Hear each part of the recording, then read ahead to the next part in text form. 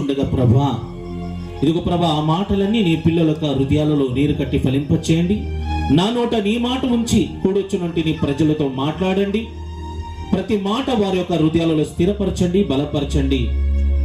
మీరే నీ ఘనమైన నామముకి మహిమ పొందమని యేసు నామంలో ప్రార్థించి వేడుకుంటున్నాము తండ్రి. చెప్పండి గట్టిగా ఆమేన్. తెలుగు సరిగ్గా రాదు, ఆయన కూడా తెలుగులో మీకు అర్థమయ్యేటట్లు చెప్పడానికి ప్రయత్నిస్తాను. చాలా జాగ్రత్తగా దేవుని వాక్యం విందాం. Praise the lord. ప్రభువైన యేసుక్రీస్తు నామంలో మరొకసారి మీ అందరికీ ప్రేమపూర్వకమైన వందనాలు తెలియజేస్తున్నాను. ఈ రాత్రి కాల సమయం ముందు ఈ చక్కని సమయాన్ని నాకు అనుగ్రహించినటువంటి మరి దైవజనులు మన మధ్యలో ఉన్నటువంటి చార్లెస్ గారికి నా ప్రత్యేకమైన వందనాలు. మరి ఈ రాత్రి కాల సమయం ముందు దేవుని రాకడ గురించి కొన్ని విషయాలు మీకు నేను తెలియజేస్తాను. దానికి మునుపు ప్రభువైన యేసుక్రీస్తు కల్వరి శిలువలో మాట్లాడిన వంటి రెండవ మాట, యేసుక్రీస్తు కల్వరి శిలువలో మాట్లాడిన వంటి రెండవ మాట గురించి కొంచెం మీకు వివరించి చెప్పి ఆ తర్వాత రెండవ రాకడ గురించి చాలా క్లుప్తంగా చెప్తాను. ఓకే, మత్తయి సువార్త 23వ అధ్యాయం 43వ వాక్యంలో ప్రభువైన యేసుక్రీస్తు చెప్తున్నాడు, నేడు నీవు నాతో కూడా పరదేశులు ఉందువు. నేడు నీవు నాతో కూడా పరదేశులు ఉందువు. ఎవరితో చెప్తున్నాడు ఈ మాట? ఆయన పక్కనున్నటువంటి నేరస్తులతో చెప్తున్నాడు. యేసు ప్రభు వారు ఎక్కడున్నారు? కల్వరి శిలువ పైన ఉన్నాడు. యేసు ప్రభు వారు ఒక్కడే ఉన్నాడా కల్వరి శిలువ పైన అంటే? ఆయన ఒక్కడే లేదు, ఆయన పక్క ఇంకా ఇద్దరు ఉన్నారు. వాళ్ళు ఎవరంటే నేరస్తులు. నేరం చేశారు కాబట్టి శిలువ మీద వాళ్ళని వేశారు శిక్షించడానికి. మరి యేసుక్రీస్తు కూడా నేరస్తుడు అని మనం ఆలోచిస్తే యేసుక్రీస్తు నేరస్తుడు కాదు. ఆయన ఎవరంటే నీతిమంతుడు.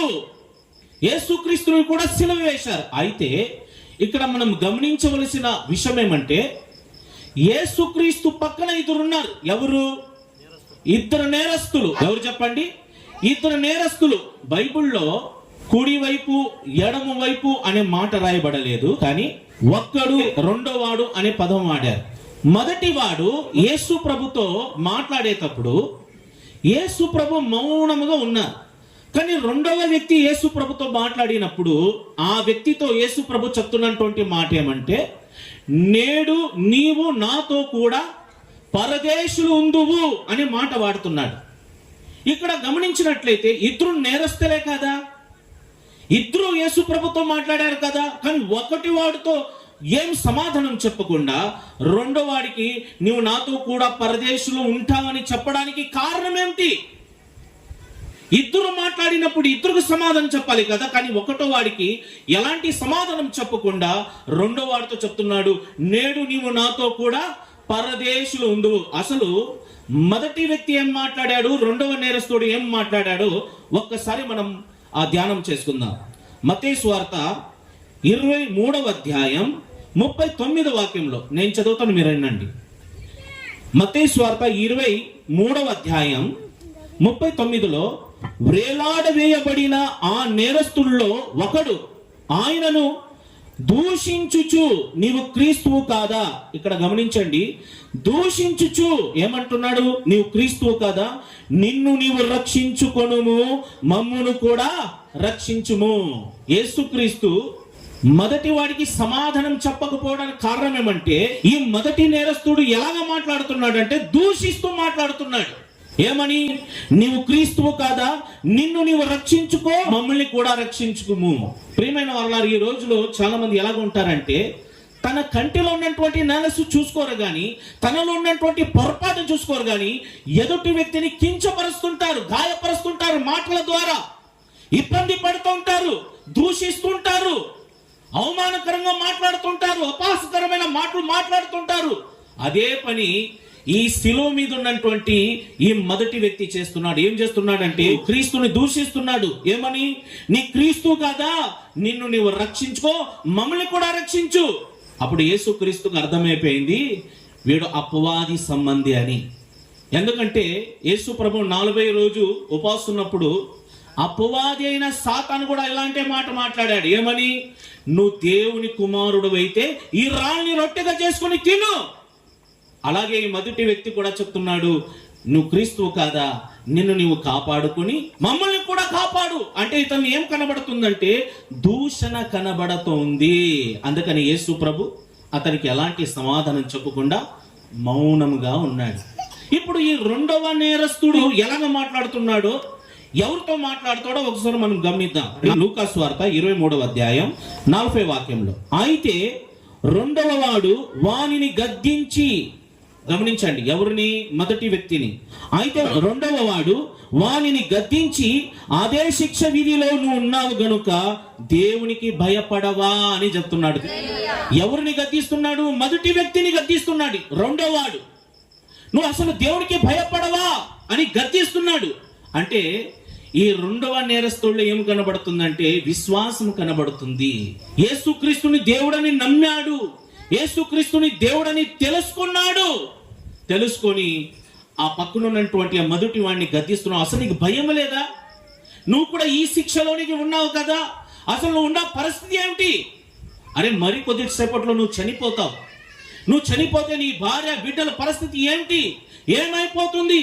దాని గురించి ఆలోచించకుండా అసలు మరణ శిక్షలో ఉన్నావు కదా, అక్కడి నుంచి ఎలాగ తప్పించుకోవాలో, ఎలాగ బయటపడాలో దీని గురించి ఆలోచించకుండా దేవుని ఎలా పడితే అలా మాట్లాడుతున్నావేంటి, క్రీస్తు గురించి ఎలా పడితే అలా మాట్లాడుతున్నావేంటి? నీకు భయం లేదా? అసలు మన మధ్యలో ఉన్నటువంటి ఈయన ఒక సామాన్య వ్యక్తి కాదు, ఈయన ఒక దేవుని కుమారుడు. అతను పెట్టుకొని నోటికి వచ్చినట్లు అసలు నీకు భయం లేదా అని మాట్లాడుతున్నాడు. అంటే అతను ఏం కనబడుతుంది? యేసుక్రీస్తుని దేవుడని తెలుసుకున్నాడు.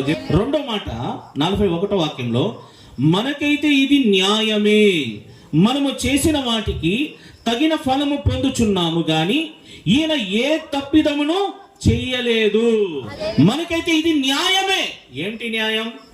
మనమైతే తప్పుడు పని చేశాం, అక్రమముగా జీవించాం, దొంగతనం చేశాం, చేయరాని నేరం చేశాం కాబట్టి తప్పించుకోవాలని అనుకున్నాము గాని తప్పించబడలేదు, పట్టబడ్డాము, ఈ శిక్ష అనుభవిస్తున్నాం. కాబట్టి ఈ శిక్ష అనుభవించడానికి మనకి న్యాయమే. కానీ యేసు ఉన్నాడే, ఇతడు ఏ నేరము చేయలేదు, ఇతడు ఎలాంటి తప్పిదనం లేదు. ఆయన కూడా ఇతన్ని సిలువ వేశారు.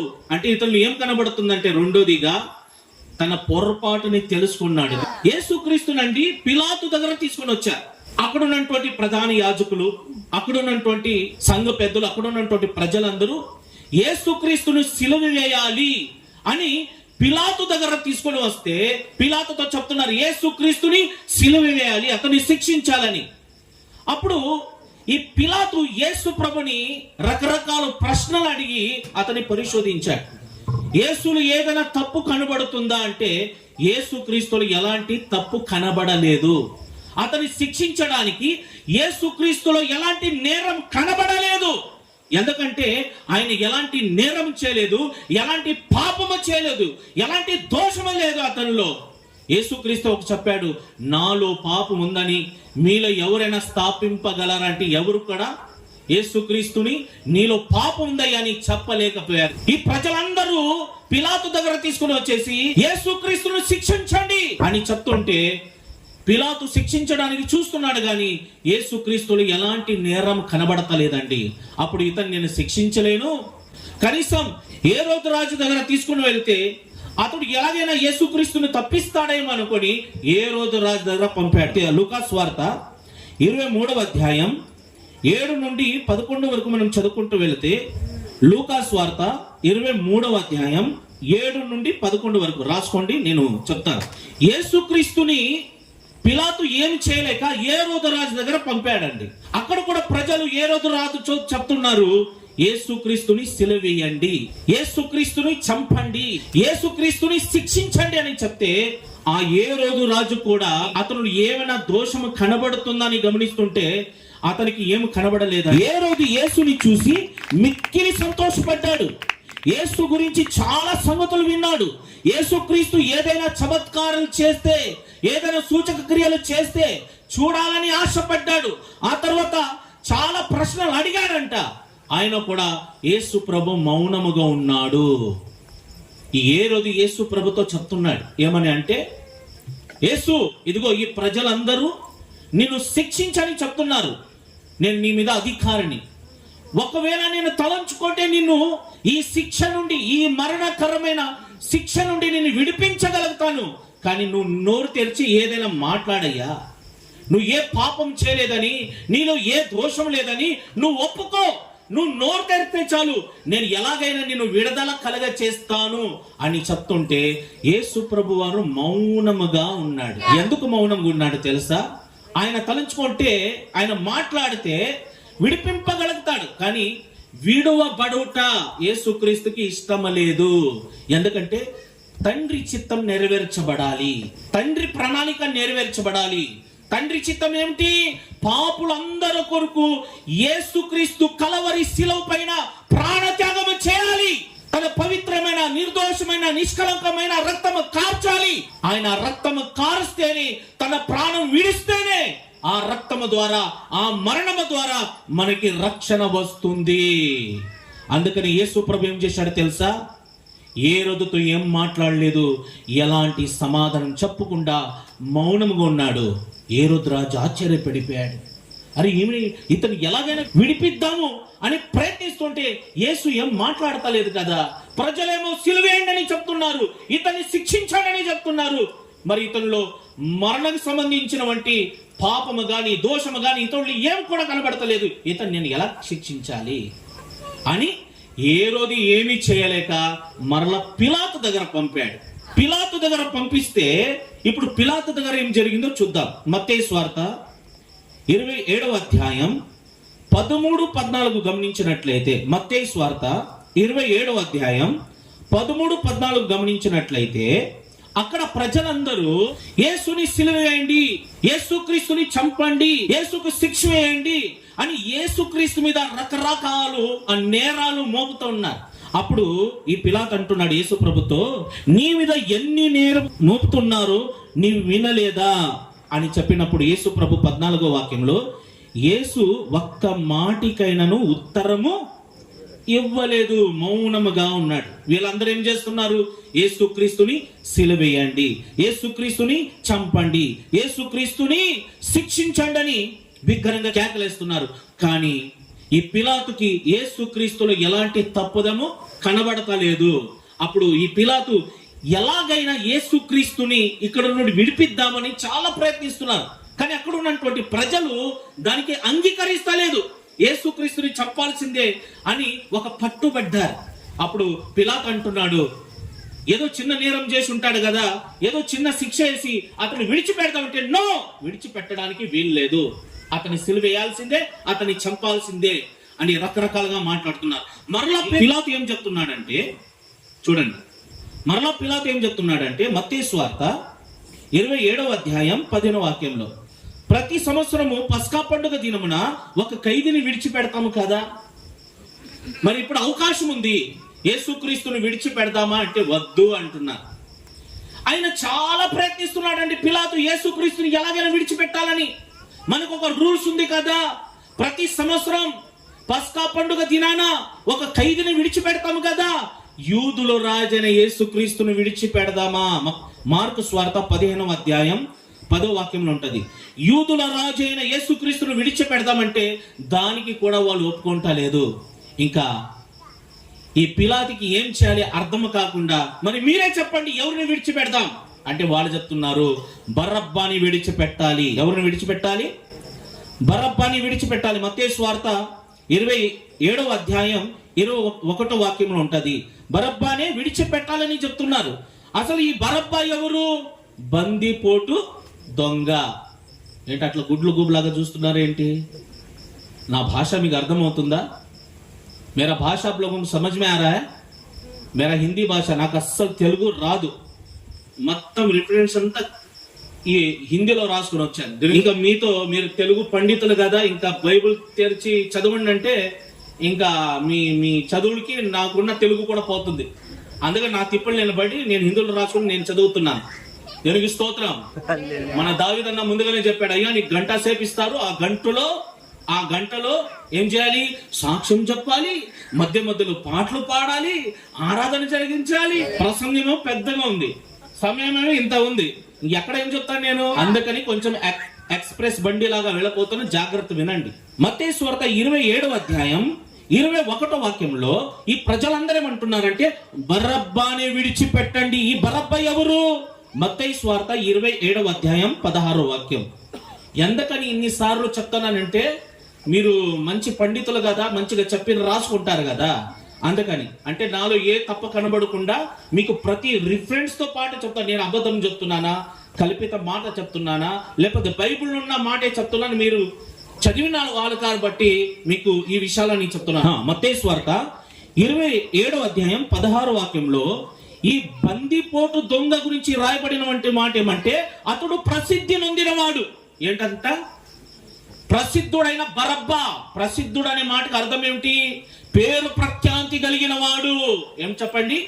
పేరు ప్రఖ్యాతి కలిగిన వాడు. ఇంతకీ ఈయన మంచి పని చేసి పేరు ప్రఖ్యాతి పొందాడా, చెడ్డ పని చేసి పేరు ప్రఖ్యాతి పొందాడా? చెడ్డ పని చేసి పేరు ప్రఖ్యాతి పొందాడు. మనకి వీరప్పని తెలుసు కదండి. మన భారతదేశంలో వీరత్వం తెలియలేని వాడు ఎవరు లేరు. ఎవరైనా మంచివాడా? భయంకరమైన నెక్సలైట్ అయిన కోరు మృగాల కంటే భయంకరమైన వ్యక్తి. అలాంటి మృగతత్వము కలిగిన వాడు, రాక్షసత్వము కలిగిన వాడు, పిశాచి కలిగిన మనసు కలిగిన వాడు ఈ బరబ్బా. ఇతని గురించి ప్రజలు చెప్తున్నారు, మీరు బరబ్బానైనా విడిచిపెట్టండి, కానీ యేసుక్రీస్తుని విడిచిపెట్టడానికి వీలలేదు. యేసుక్రీస్తుని సిలువేయాల్సిందే. ఈరోజు సమాజం ఎలాంటి వాళ్ళని నమ్ముతారంటే పనికి మాలిన వాళ్ళని నమ్ముతారు, దుర్మార్గుల్ని నమ్ముతారు. కానీ నీతిగా, నిజాయితీగా, యథార్థంగా బ్రతికే వాళ్ళని ఎవరు కూడా నమ్మరండి. యేసుక్రీస్తు విషయంలో కూడా అదే జరిగింది. బరబ్బానైనా విడిచిపెట్టండి, కానీ యేసుక్రీస్తుని విడిచిపెట్టడానికి వీల్లేదు. బరబ్బాని విడిచిపెట్టండి, యేసుని సిలువేయండి. బరబ్బాని విడిచిపెట్టండి, యేసుని సిలువేయండి అని వారి కేకలే గెలిచింది అని లూకా సువార్త 23వ అధ్యాయం 23వ వాక్యంలో రాయబడి ఉంటది. వారి యొక్క కేకలే గెలిచాయంట. బరబ్బాని విడిచిపెట్టండి, యేసుని సిలువేయండి అని మాటి మాటికి ఈ పిలాతుని వేధిస్తున్నారండి. అప్పుడు పిలాతు ఏం చేశాడో తెలుసా? మత్తయి సువార్త 27వ అధ్యాయం 24వ వాక్యంలో పిలాతు అంటున్నాడు, నీతిమంతుని రక్తమును గురించి నేను నిరపరాధిని. ఇతను ఎలాంటి దోషం లేదు, ఇతను ఎలాంటి పాపం లేదు, మీరేమో శిక్షించమని చెప్తున్నారు. ఇతన్ని శిక్షించడానికి ఏది కూడా కనబడతలేదు, కాబట్టి ఇతని యొక్క రక్తం విషయంలో నేను నిరపరాధిని. ఇతన్ని శిక్షిస్తే ఆ దోషము, ఆ శాపము, ఆ పాపము నా మీద, నా పిల్లల మీద రాకూడదు అని తన చేతులు కడుక్కున్నాడండి పిలాతు. కానీ అక్కడ ఉన్నటువంటి ప్రజలు అంటున్నారు, మా మీద, మా పిల్లల మీద వచ్చిన పర్వాలేదు, కానీ యేసుక్రీస్తుని సిలువేయండి అని చెప్తున్నారు. యేసుక్రీస్తు అయినా పాపం చేశాడా, నేరం చేశాడంటే ఆయన ఏ పాపము చేయలేదు, ఏ నేరము కూడా చేయలేదు. ఆయన కూడా అతన్ని సిలువేశారండి. అదే మాట చెప్తున్నాడు ఈ 2వ నేరస్తుడు. మనకైతే ఇది న్యాయమే, మనము చేసిన వంటికి తగిన ఫలము పొందుచున్నాము, కానీ ఈయన ఏ తప్పిదనమును చేయలేదు. అంటే ఇతడు ఏం చేస్తున్నాడు? తన చేసినటువంటి పొరపాటు, మనం పాపం చేశాము కాబట్టి, నేరం చేశాము కాబట్టి పట్టబడ్డాము, సిలువేయబడ్డాము. కానీ మన పక్కన ఉన్నాడు యేసు ప్రభు. అతడు ఒక మామూలు వ్యక్తి కాదు, ఆయన దేవుని కుమారుడు, దావీదు కుమారుడు. అతని పెట్టుకొని ఇష్టం వచ్చినట్లు మాట్లాడుతావా? నీకు అసలు భయం లేదా? అతని మొదటి వాడిని గద్దిస్తున్నాడు. యేసుక్రీస్తులో ఏం లేదంట, పాపము లేదు. అందుకని యేసుక్రీస్తు అతనిలో ఉన్నటువంటి విశ్వాసాన్ని చూసి అతనితో అంటున్నాడు, నేడు నీవు నాతో కూడా పరదేశంలో ఉండు. ఆ తర్వాత 42వ వాక్యంలో ఈ 2వ నేరస్తుడు ఇంకొక మాట చెప్తున్నాడు యేసు ప్రభు. ఏమని?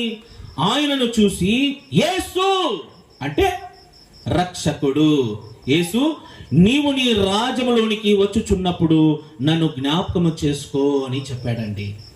అంటే ఈ 2వ నేరస్తుడు యేసుక్రీస్తుని ఎంతగా తెలుసుకున్నాడంటే అతనికి ఒక రాజ్యం ఉందని కూడా తెలుసుకున్నాడు. యేసుక్రీస్తు ఒక సామాన్యమైన వ్యక్తి కాదు. ఆయన పాపుల కొరకు వచ్చాడు. ఆయన చనిపోయిన 3వ రోజు లేస్తాడు, ఏదో ఒక రోజు తిరిగి వస్తాడు అని నమ్మాడు.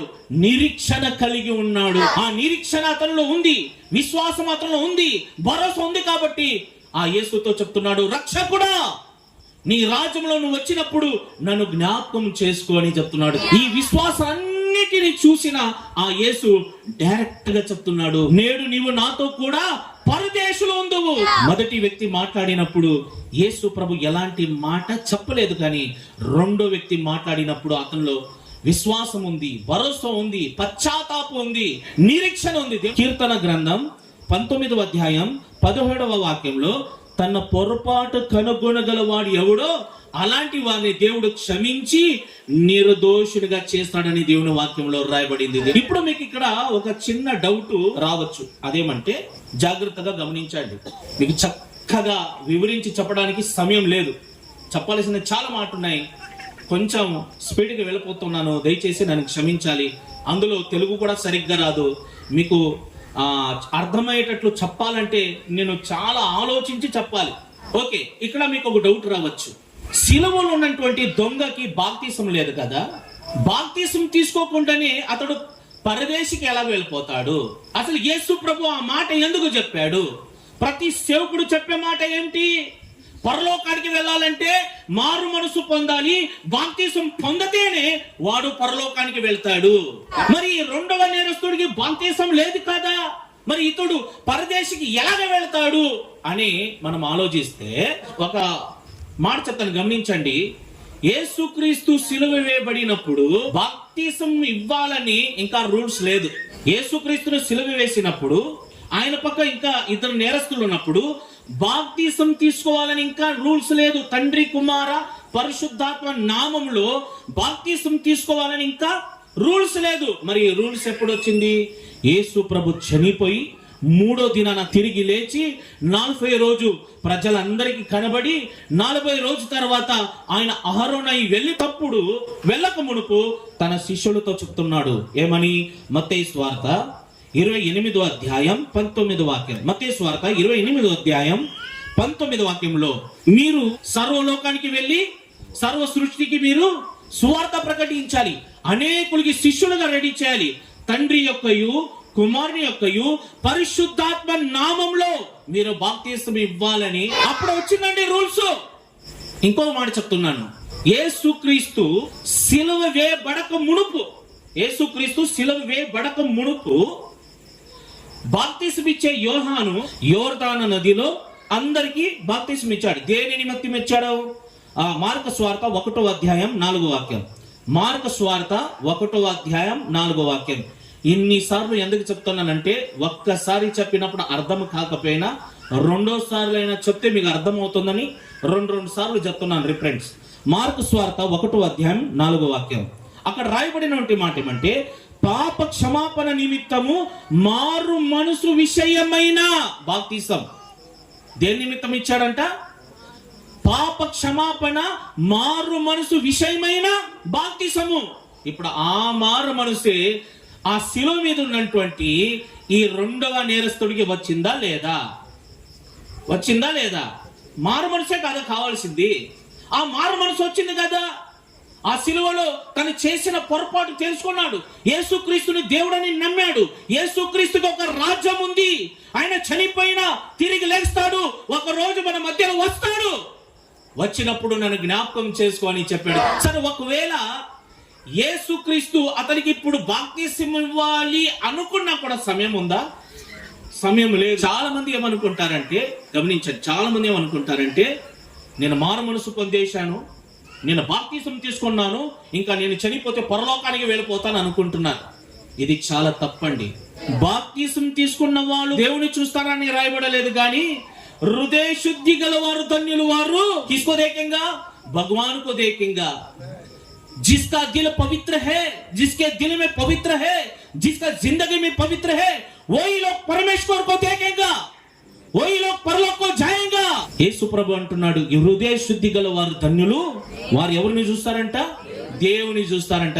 బాప్తిసం అనేది కూడా చాలా ఇంపార్టెంట్. బాప్తిసం కూడా తీసుకోవాలి. నేను ఈ బాప్తిసం గురించి ఎందుకు చెప్తున్నానంటే, ప్రియమైన వాళ్ళ గమనించండి, బాప్తిసం తీసుకొని పాపాలు చేసేవాళ్ళు లేరా? బాప్తిసం తీసుకొని అబద్ధాలు మాట్లాడే వాళ్ళు లేరా? బాప్తిసం తీసుకొని మోసాలు చేసేవాళ్ళు లేరా?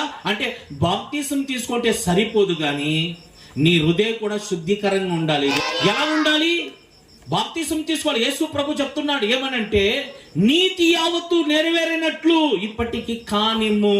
బాప్తిసం కూడా ఇంపార్టెంటే, కానీ ఆ రెండవ నేరస్తుడు ఆ సిలువేయబడినప్పుడు అతడికి బాప్తిసం లేకపోయినా యోహాను గారు చెప్పినట్లు అతనికి సంపూర్ణమైన మారు మనసు వచ్చింది. కాబట్టి యేసు ప్రభు అంటున్నాడు, నేడు నీవు నాతో కూడా పరదేశులు ఉందువు.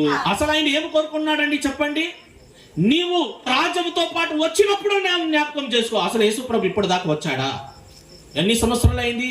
2026 సంవత్సరాలు అయింది. ఆయన ఇంకా రాలేదు. అందుకని ఇక్కడ సమయం లేదు. యేసు ప్రభు తన మనసులో అనుకున్నాడు, నా రాకడ చాలా ఆలస్యం కావచ్చు. యేసు ప్రభు ఎప్పుడు వస్తాడో ఆయనకే తెలియదండి. మధ్య కొంతమంది బోధకులు ఉన్నారు, మా తెనాల్లో ఉన్నారులే, మీ పాస్టర్ మంచాడు కానీ మా తెనాల్లో ఉన్నారు. 2023లో యేసు క్రీస్తు రాకడ వస్తుందని చెప్పాడు, ఇప్పటిదాకా రాలేదు. యేసు ప్రభు వారు ఏం చెప్తున్నారు తెలుసా? మార్కు స్వార్త 13వ అధ్యాయం 32వ వాక్యంలో, ఆ దినమును గురించి, ఆ గడియ గురించి తండ్రి తప్ప ఎవరికి తెలియదంట. తండ్రికి తప్ప భూమి మీద ఉన్నటువంటి మనుషులకు గాని, పరలోకం ఉన్నటువంటి దేవదూతలకు గాని, కుమారుడైన నాకు గాని, నా తండ్రికి తప్ప ఎవరికి తెలియదు.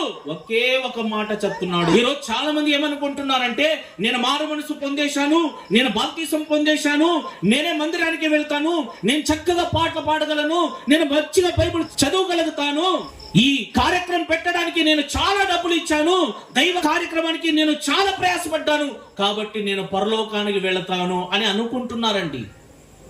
చాలా మంది దొంగతనం చేస్తున్నారు, నరహత్య చేస్తున్నారు, పాపాలు చేస్తున్నారు. ఆ పాపాలు పోవాలని దాన ధర్మాలు చేస్తున్నారు. ఎందుకంటే దాన ధర్మాలు చేయటం వలన పాపాలు పోతాయని. దాన ధర్మాలు చేయటం వలన నీ పాపాలు పోవు, నీ హృదయ శుద్ధీకరంగా ఉండాలి. మన గురించి మనం గొప్పతనం చెప్పుకోవడం కాదు, యేసుక్రీస్తుకి మనం నచ్చాలి. అబ్రాహాము గురించి దేవుడు ఏమన్నాడు? అబ్రాహాము నా స్నేహితుడు. దానియేలు గురించి రాయబడింది, నువ్వు దేవునికి బహు ప్రియుడు అని. దావీదు గురించి రాయబడింది, అతడు దేవుని హృదయానుసారుడు అని. మోషే గురించి రాయబడింది, ఆయన దేవుని ఇళ్ళన్నిటిలో నమ్మకస్తుడని.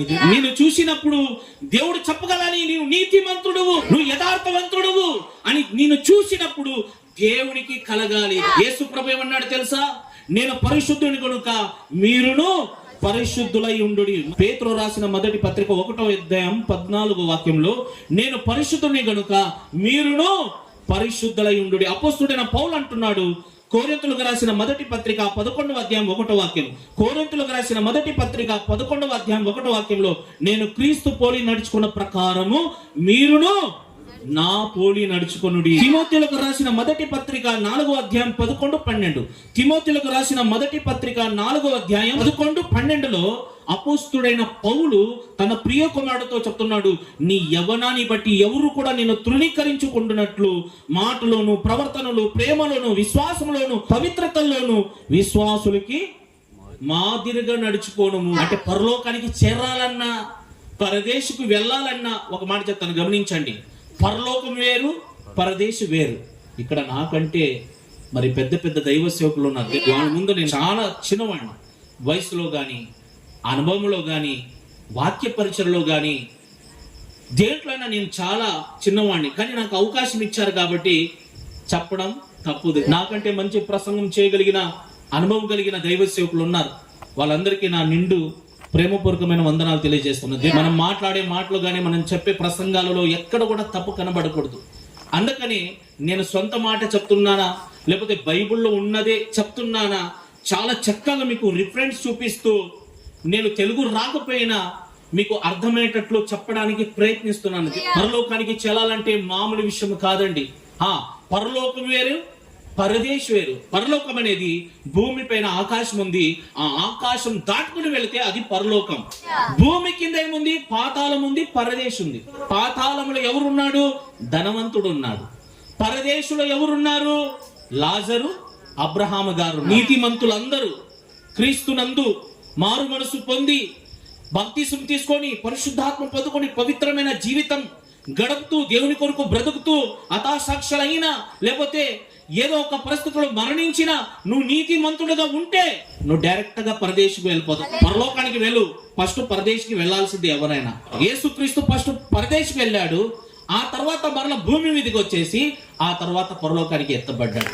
అంటే ఇప్పుడు క్రైస్తవులు ఏం కనబడాలంటే, ఈ రెండవ నేరస్తుడు ఎలాగైతే దేవుడని నమ్మాడో, మనం పొరపాటు చేశాము కాబట్టి ఈ శిక్ష అనుభవిస్తున్నాము, ఇది మనకు న్యాయమే అని ఎలాగైతే పశ్చాత్తాపడ్డాడో, యేసుక్రీస్తుకి ఒక రాజ్యం ఉంది, ఆయన చనిపోయి తిరిగి లేచి మరలా వస్తాడు అని ఎలాగైతే తెలుసుకొని యేసుక్రీస్తు మీద విశ్వాసం కలిగి ఉన్నాడు, అలాంటి నిరీక్షణ కలిగి ఉండాలని కోరుకుంటున్నాను.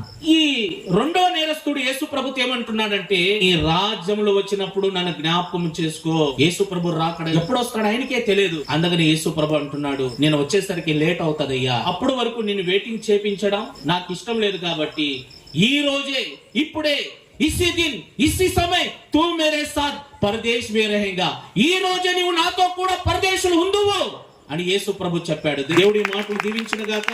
కలమయండి, ప్రార్థన చేసుకుందాం. ప్రేమ కలిగిన దేవా, నీ ఘనమైన నామానికి వందనాలు తెలియజేస్తున్నాను ప్రభా. ఇప్పటి వరకు